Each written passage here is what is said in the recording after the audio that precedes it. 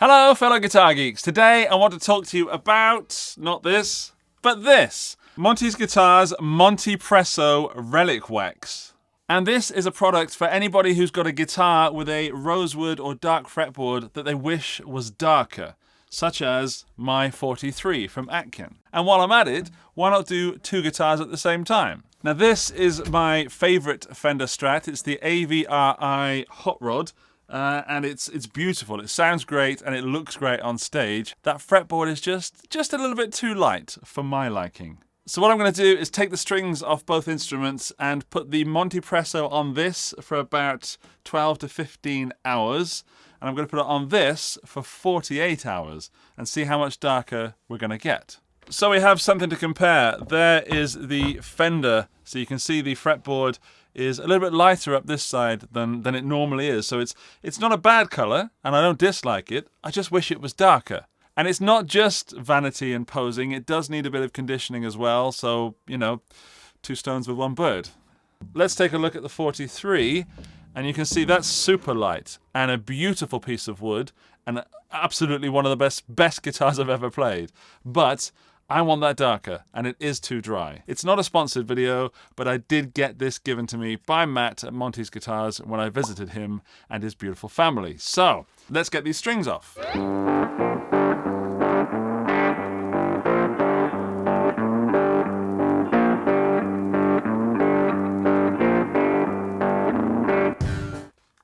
Open that up and give a sniff. Oh, it smells a bit. Smells a bit like beeswax. So let's get that on there. And when I saw Matt do this in Cheltenham, he put so much on.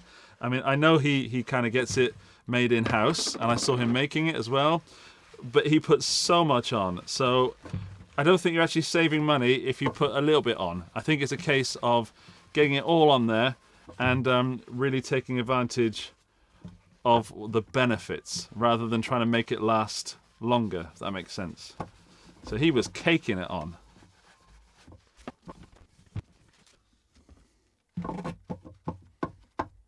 There, that's how he was doing it, like that. Okay, I've got in the swing of things now. Right, that I believe is on. I don't know if you can hear, but my kids are playing the recorders upstairs, and it's quite musical. Well, one of them is. I'm not sure which one. All right, that is caked on. So, and I'm going to leave that. But before I do, I'm just going to put a bit on this little body down here, because you can use it to darken wood. So, there. Just going to rub that on there like that. I don't know if it's going to do anything, but there. Right. And it shouldn't. No, sorry, I say shouldn't. It won't damage the guitar in any way. There we are. I've now got very sticky hands, and I'm going to do the same to the Strat, but I'll speed that up and not talk through it for the sake of efficiency and well, efficiency.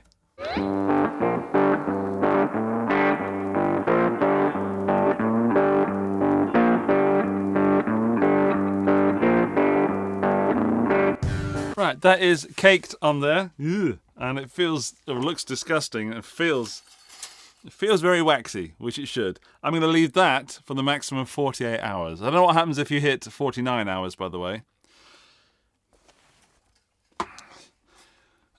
Right, that is it caked up good and proper. And I'm going to leave this one for 48 hours, but no more. You never know what might happen at 49 hours. Maybe I'll do 49 just in case. Okay, we'll leave it there. I'll come back to this one in 48 hours. I'll take the other one off after 12 to 15 hours, should we say. And after 15 hours, this is what it looks like. So we just quickly compare that to before when I first put it on, just to see if there's any color change. It's still tacky. It's not hardened or anything like that.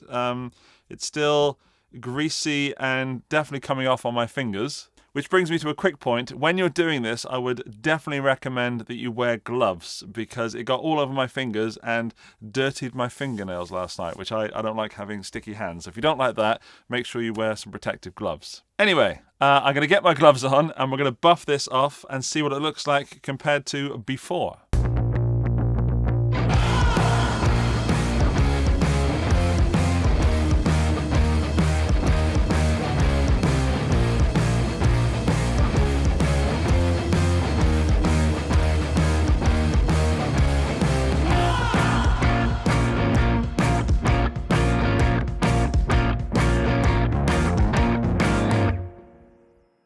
Right, I'm happy that all of the stuff is off with the paper. So let's take a look at now and compare it with before to see if there's any difference. So this is before the MontyPresso, and this is after MontyPresso.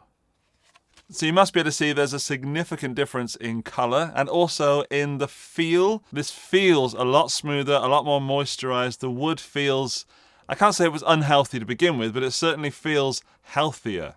And nothing's coming off on my fingers either. That's good. So I've definitely got off what needs to be gotten off. Anyway, I'm going to string this up now, but we're still waiting at least another 33 hours for the Strat to be ready. So for you, that's going to be pretty much instantaneous.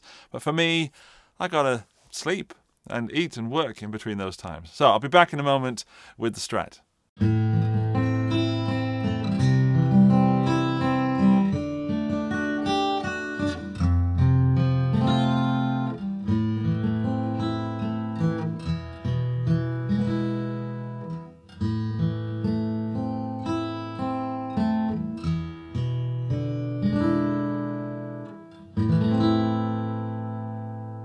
Even more time has passed now, and the 48 hours are well and truly gone. In fact, it's closer to 55 hours. Whoops. Let's check out the fretboard. That's how it looks now after about 55 hours, and it's now time to remove this gunk.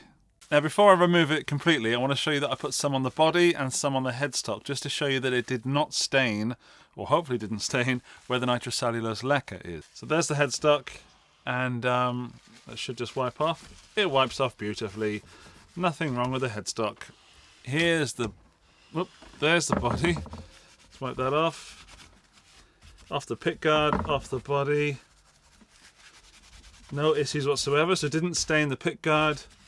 Didn't stain the body, except where I wanted it to, which is just here. And I put it on that upper... what's that part called? The bit that you touch with your arm. Contour.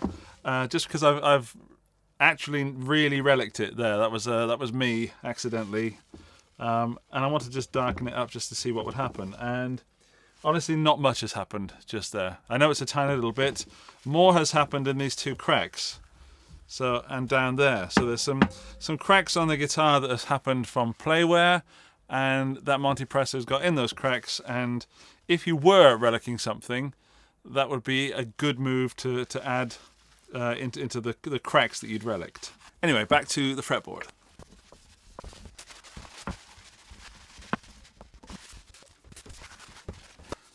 Job done. I am finished with this brown stuff. Okay, let's compare the before to the after. So this is before MontyPresso, and this is after. Not only does it condition the board and makes it all nice and shiny, and that really does feel so smooth. And that wood was not really crying out for any treatment, but it certainly has benefited from it. It's not tacky in any way. It doesn't feel like there's anything on the fretboard. It just feels nicely oiled, I guess is the word. It feels... If you've ever had a guitar with a dried out fretboard, you'll know what I mean when I say that this is exactly the opposite to that. The wood feels compacted, it feels full. There is no more moisture that wood could possibly absorb. It is really, really well conditioned. As for the colour, it's exactly where I wanted it to. So it's never going to make that uniform, you know, because this wood up here is lighter than the wood down there. And we've got this dark stripe just here. It's never going to be exactly the same colour all the way over. It's just going to take whatever pigmentation that is and make it darker. And I just love how it's brought out the redness of the wood and made it really brown. So both guitars have turned out better than they were before MontyPresso's Relic Wax, and my experience has been entirely positive. There's nothing bad to say about it. I will say that for me, I did not need to leave that on for 48 hours. You take another look at it, and I think that would have been done about the same after at least half that. So if you think your guitar is going to be out of action for 2 days, it isn't. I think that would be maximum 1 day for this particular guitar, and I actually think a couple of hours would do the job as well. It's absolutely beautiful. I really dig how it looks. One question I have, and you probably have also, is how long is it going to last for? I don't know, but I will report back at some point in the future, probably, you know, in a community post or something like that, to say, yeah, it needs re-MontyPressoing. That's a new verb. But I do have some tips for using MontyPressos. Number one is when you're putting it on, put it onto a clean fretboard. So I didn't clean the fretboards on either guitar in this video, but the fretboards were already clean. I keep my fingers quite clean when I play, mostly. Number two is that when you apply the MontyPresso's Relic Wax, use lots of it. Don't try and cheap out by making that stuff last. Throw loads on, otherwise it's not going to have the desired effect. Number three is don't use kitchen roll or toilet paper like I did. I started off with kitchen roll and I found the kitchen roll was creating a dust that was going everywhere and it was tearing quickly. So I was using, where is it? This blue roll. I mean, I don't even know what this is called. Wipe All. I was using that. That's sort of an industrial blue paper that you get for garages. Get some of that. And when you remove it, remove all of it because it will stain clothes and things like that. My tip is to take a piece of paper and wipe until the paper is clean, which is great advice generally in life. So I'm going to string this up and have a little play. I've missed my guitar. It's great to have it back again in better condition than it was a couple of days ago. Thank you to Matt at Monty's for giving me the Relic Wax. I know you didn't expect this video, but I wanted to make it because I had such a positive experience. So thank you. And if you want to help Matt out or experience your Relic Wax MontyPresso business yourself, there is a link in the video description to find out all the information that you need to know in order to buy it. If this is your first time watching one of my videos, hello, welcome. Where have you been all my life? Glad you finally made it. And all of you, you've made it to the end of the video, which means you're in the end of the video club. And to prove that you are a member of this prestigious elite, when you leave me a comment down below telling me what you think of MontyPresso's Relic Wax, please also include the phrase, wipe until the paper is clean. And that'll let me know that you watched this part, and it will give me a chuckle, and YouTube will reward me for having more engagement on my videos. Huh. Double whammy, and you get to have a little laugh by writing something rude as well. Right, thank you for watching. My name is Andy. I will see you in another video such as this one over there. Tatty bye!